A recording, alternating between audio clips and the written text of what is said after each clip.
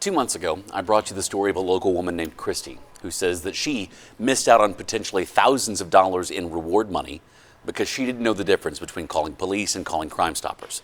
Crime Stoppers offers cash rewards. The police department does not. So after that story aired, I heard from multiple voices in our community, including a woman who told me she's gotten reward money more than once for her Crime Stoppers tips. So I met with her to hear about her experience. Do you think Crime Stoppers works, the tips hotline? It does. I think it really does. If she had been given some guidance on how it actually worked, that I thought this could really help the next person. And that's why I reached out to you.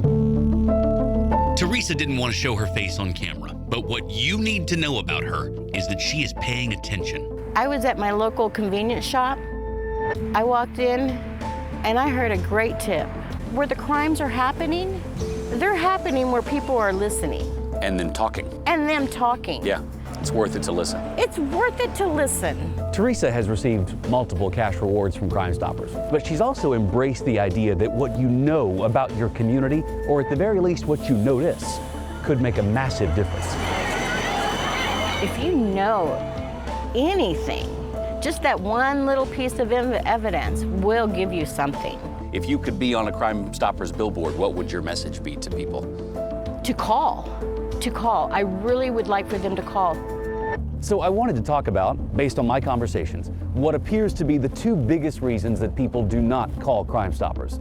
The first has to do with the actual police investigation. I spoke to Sergeant Tim Fitzgerald in the KCPD Homicide Unit.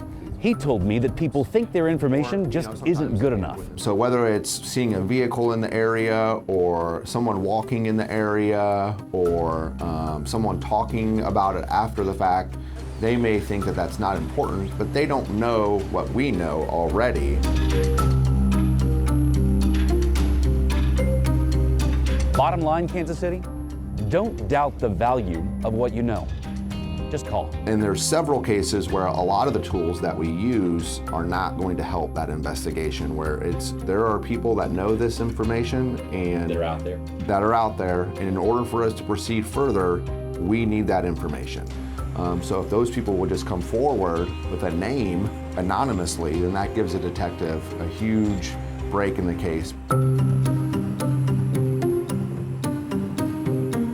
Here's the other big reason I'm told people don't call in their tips. Let's say I earn a cash reward, maybe thousands of dollars. How do I anonymously pick that up? As I told you last time, only about 40% of those rewards are ever claimed. Teresa felt the fear behind that stat. I'm gonna be caught, they're gonna know who I am, everyone's gonna come looking for me. I was petrified. So, I asked Teresa to walk me through what it was like when she pulled into a bank location much like this one. They're gonna give you another code word. They'll give you a location. You pull up to the drive-through window, you hand the teller your little password card, and she turns around, she looks for your little password envelope, and you're off. And you're gone. With cash. With cash. The only person you ever interacted with face-to-face is someone who works at the bank. It's someone who worked at the bank. You never had to give your name. I never had to give my name. They never asked for your name.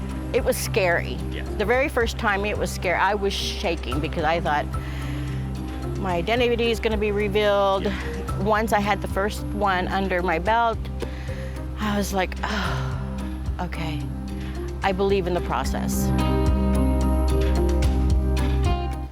Remember, you can call police directly with any information you may have, but you won't remain anonymous when and if you do that. The only way to keep your name private, like Teresa has done multiple times, is to call Crime Stoppers at 816-474-TIPS or visit their website, kccrimestoppers.com. They've been in Kansas City for 40 years and have a complete record of anonymity with every tipster they've ever had. You know, we talk about that TIPS hotline number all the time, Yes. so to hear her and how that process works is very fascinating. And the detective I talked to said, if people would just call, like Yeah. it would, we talk about these numbers, we're approaching Right. breaking a record of homicides. You can call for more than just homicides, obviously, but that's what they get most tips on. Mm-hmm. He said if people would just call, it would be such a different feeling about crime in this city, it really would. I bet. Thank you, Taylor.